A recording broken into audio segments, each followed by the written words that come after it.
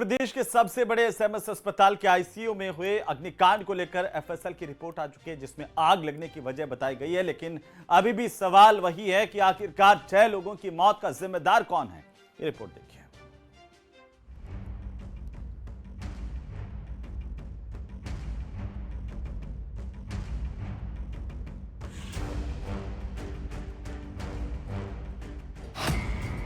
SMS अग्निकांड पर बड़ा खुलासा।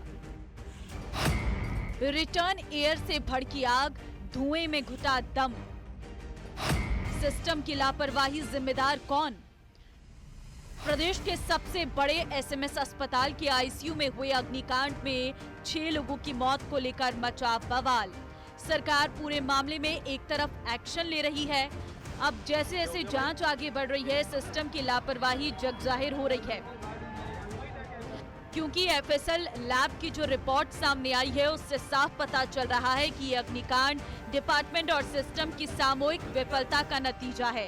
क्योंकि ट्रॉमा सेंटर में लगी आग को लेकर एफएसएल की रिपोर्ट में आग लगने का कारण शॉर्ट सर्किट बताया गया है, जिसमें कहा गया है कि आग नीचे से ऊपर की ओर नहीं बल्कि फॉल सीलिंग के हिस्से में पहले फैली, जो एसी के इंडोर यूनिट और डक्ट के बीच रिटर्न एयर से भड़क गई और स्टोर रूम में खुले में रखे स्प्रिट और कार्टन जलने से आईसीयू में गैस भर गई।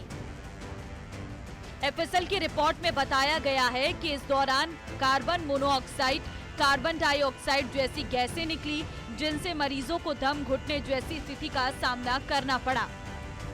On the face of it वो इलेक्ट्रिकल आग लगी है, क्योंकि उसमें क्या है, धुआं बहुत ज्यादा हुआ है।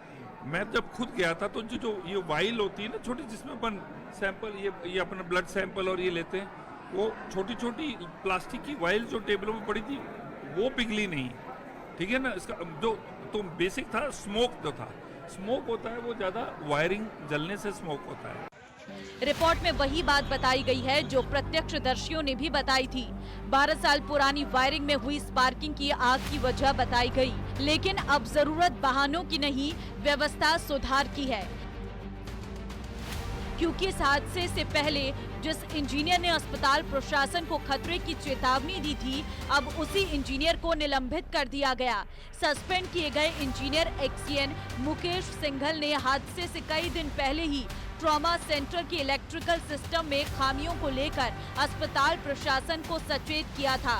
बावजूद इसके शायद किसी ने ध्यान नहीं दिया, क्योंकि अगर किसी ने ध्यान दिया होता तो ये हादसा न होता। फिलहाल ये रिपोर्ट महज एक शॉर्ट सर्किट से लगी आग की नहीं, बल्कि उस लापरवाह सिस्टम को आईना है जो हर बार लोगों की जान लेकर भी नहीं जागता।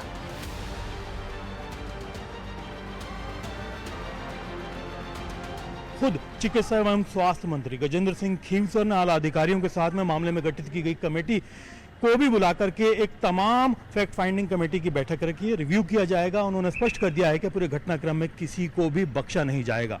जिस तरह का पूरा घटनाक्रम रहा, जो मामला और जो नज़ारा देखने को मिला, उसके बाद उम्मीद की जानी चाहिए कि इस घटना से संज्ञान लेते हुए आगे आने वाले वक्त में ऐसा पुख्ता बंदोबस्त किया जाए कि दोबारा इस तरह की घटना की पुनरावृत्ति ना हो। कैमरा पर्सन अविनाश के साथ में अरबाज अहमद, न्यूज़ 18 के लिए जयपुर से।